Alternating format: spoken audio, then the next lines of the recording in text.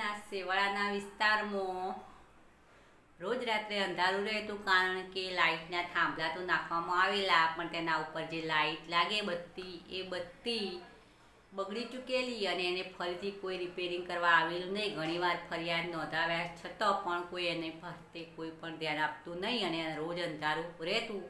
તો ત્યાં રહેનાર એક નાનકડી ઉંમરનો છોકરો, 10 વર્ષનો છોકરો, એને થયું કે હું મારા ઘર આગળ અજવાળું કરું. એમ સાંભળીને એક લાંબો વાંસ લગાવ્યો અને એના થાંભલા ઉપર એને લાઇટ, એની ઘરની આગળ ઘરમાંથી લાંબો વાયર કરી અને લાઇટ ચાલુ કરી. તો લોકોએ કહ્યું કે આનાથી શું, કોઈ આખા એરિયામાં અજવાળું થઈ જશે?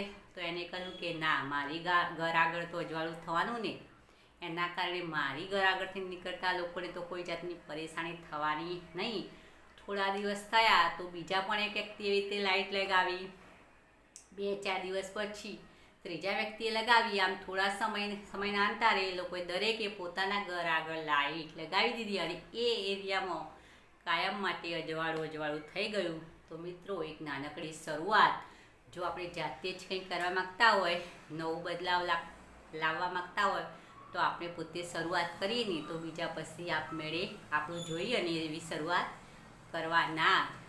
મિત્રો, વિડીયો પસંદ આવે તો એક લાઈક અવશ્ય કરવું, બીજાની સાથે શેર પણ કરવું અને આવી અવનવી મોટિવેશન વાર્તાઓ સાંભળવા મારી આ ચેનલ સંગીતા કી સોચને સબસ્ક્રાઈબ જરૂર કરવી.